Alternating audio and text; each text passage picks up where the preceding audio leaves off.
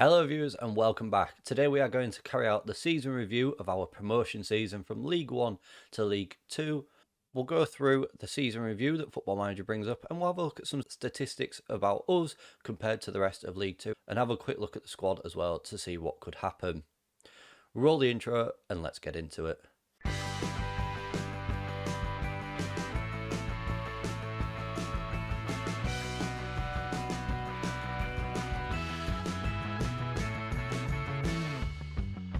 So here is the season review, viewers. This lovely graphic that Football Manager put together once again for us this season.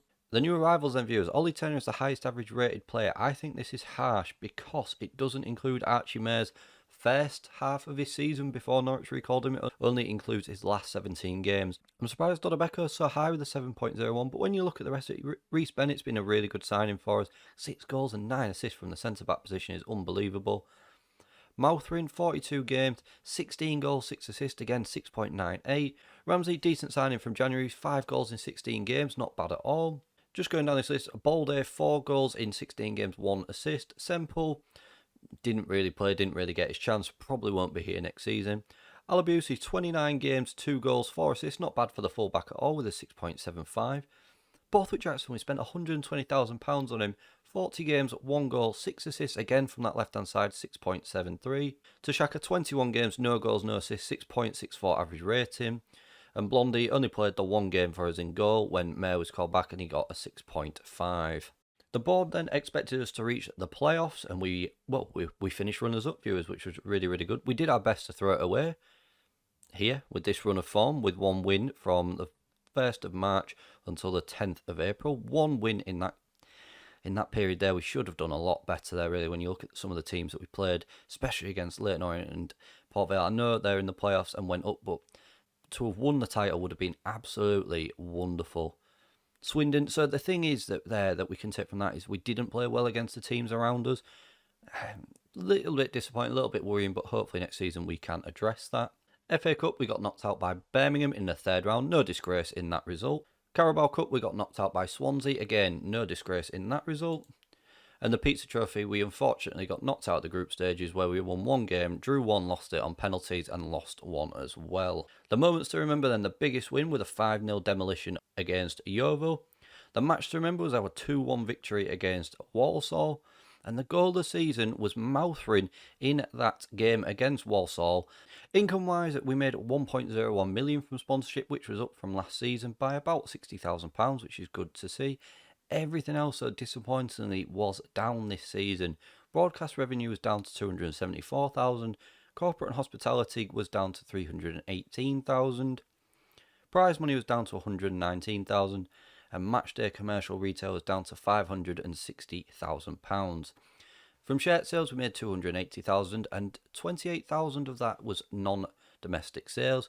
We sold 3,856 shirts, with the most popular players being Mouthrin, Lennon, Payne, Stanley and Turner. The best 11 for the season was Mayer in goal, Borthwick Jackson left back, Bennett and Lennon in the centre with Oyegoki on the right, Turner and Dieng in the middle, Mouthrin on the left, Connor Stanley on the right, Max Robson in behind Dodobeko.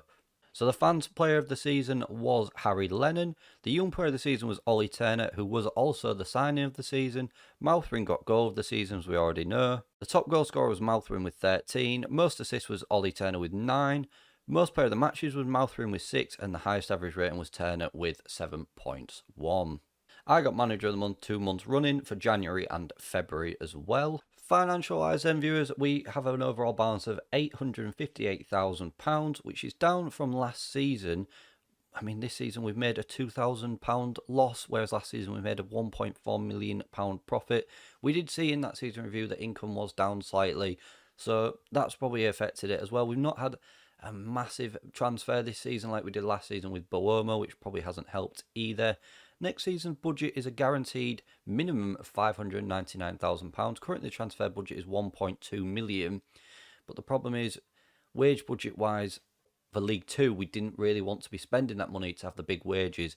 Wage budget for next season is £48,000 and is currently at £29,000. So that gives us a lot of scope to go out there and get some more big hitters to make us... I'm going to put this out there now. I want to challenge in League 1 next season for those playoffs to start with and then see if we can push on from there. I don't want a season of consolidation. But those budgets hopefully should give us enough looking forward to next season to be able to do that. Just a quick look at the squad as well, viewers. These are the contracts that are out from to the end of the season. So John White will not be here next season. He is retiring. There's £750 a week back into the budget. Danny Guthrie, a player that I'll be honest, I forgot we even had at £750 a week. He's going as well. Ollie Younger, a player that's not really played that much this season. 5 games, average rating of 6.66. Probably will be going unless we can reduce his wages down. Con, again, a player that we've not seen. 20 games overall this season. £1,200 a week, unless he's willing to reduce that. I'm not confident that he will be here next season and probably will be replaced. I think he struggled at times as well in League 2, so I am worried about what League 1 would treat him like. Damani Miller, a player that I wouldn't mind keeping about. He's been a bit of a super sub actually. 20 appearances off the bench. 6 goals, 1 assist. £750 a week. I'm going to try and keep him around that level if we were going to keep him here next season because he has got good potential. But again, if he wants a big increase, it's just not going to happen. He could be on his way out of the club.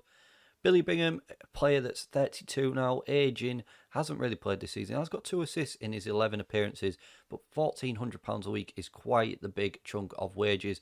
So unless he's willing to take maybe a 40% wage cut, I'm not thinking that Billy Bingham is going to be here next season. Levi Sutton, similarly, a player that's not really done it this season, playing right back and central midfield.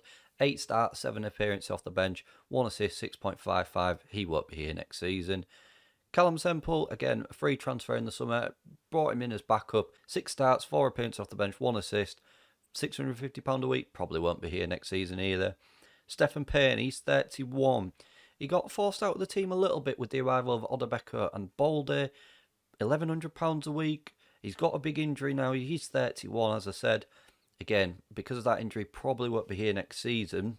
It is a hip injury that he's got as well, which could cause him problems. And at the age of 31, do we want maybe someone that could have a recurring injury problem on £1,100 a week? Probably not. Loan-wise, I wouldn't mind keeping Balde here. I think he's been really impressive since joining. Ramsey as well, wouldn't mind keeping him here for a full season with his 5 goals in 16 games. Odebecker, although he got the highest average rating, I wasn't overly impressed with him. But when you look at him, 12 goals, 5 assists in 37 games, it's not bad. But if there's better options out there, I'd rather go get those. And like I say, we'll have to just wait and see what happens with the loan signings. There are some that I would like to keep here. One man that we have agreed that will be here next season is the loan signing of Archie Mayer, and I'm delighted with that, and I think he's been a really good goalkeeper for us this season. I did sign a goalkeeper to help keep the ball out of the net. That is what they're employed to do. Mark Oxley wasn't going to do that, and I felt as Archie did, and that has shown this season and is part of why we have finished second, and why Mark Oxley found himself a move away from the club. And club vision-wise, the board want us to develop players using the club youth system. They're satisfied with that. We'll have a quick look at the development centre before we leave today, and we have got some decent looking prospects in that development centre, so hopefully we can start blending those in. Play defensively solid football, make the most of set pieces and play counter-attacking football. Work within the wage budget, which we're on course to do, which the board are very happy with. Avoid relegation is what the board want us to do next season. Like I said, I would prefer to go for those playoffs next season and grow the club's reputation. By the end of the 24-25 season, the board wants us to grow the reputation and become an established League 1 team. Currently a B+ from the board. They're disappointed with the 2-0 loss to Port Vale and the 1-1 draw with Scunthorpe. And as I said, viewers, we did have some good looking prospects in this youth team, and here are 2 of them. Seamus Cheevers, 17-year-old striker, currently 2-star ability, potential 3.5 to maybe even 4.5. An average rating of 7.25 this season, which is really, really impressive for such a young striker. He has played a bit in the Pizza Trophy, so we might try and blend him in a little bit more next season. And Robert Haworth, a young midfielder who's 16 years of age, 2-star ability, potential 4, maybe even 5. He's been out on loan this season, but again, an average rating of 6.97 is really, really good for such a young player. And here's one statistic from the league that I did notice, viewers. We have got the lowest salary per annum in the league, less than £1 million, £985,000, and we have finished second. Port Vale have finished first, have nearly £300,000 more in wages a year than what we do. And when you look at the highest paying club in the league, £1.5 million. It's nearly £600,000 more than us, and they finished down in 11th, Plymouth. It just shows how impressive we have been this season with low wages to be able to gain promotion to League One. And we had the joint highest average capacity by attendance, with average attendance of 8,109 people. No sellouts, unfortunately, this season, but there we go. I still think that's really impressive for us to be able to have that average attendance of the stadium, and I think going forward into League One, that will increase too. We made the most interceptions in the league with 812. And when you look at these stats as well, viewers, we had the most dribbles per game with 3.33, which is 0.25 more than Doncaster in second. Dribbles made per game, we had 153, and that was 12 more than Doncaster in second with 141. Shots per game, we're averaging 16.04, which is nearly 1.8 more than Grimsby in second. That shows how many shots we are having per game and getting those shots off as well, which is really good to see. And shots on target, we had 330. And again, that was the most by a long way, of 32 there from Grimsby, who had 298. And shots for, we had 738, which again is way in front there from Grimsby, who had 656. And we had the most goals per game in the league with 1.74. And the expected goals for was 70.24, which again is miles in front by 12 in front of Grimsby, who had 58.21. And we scored the most goals in the league by 5 with 80. I hope you have enjoyed that video, viewers. Please don't forget to smash that like button for me, share this video around, and subscribe to the channel for more content. You will see me again tomorrow at 6 PM, where we will kick off our League One season.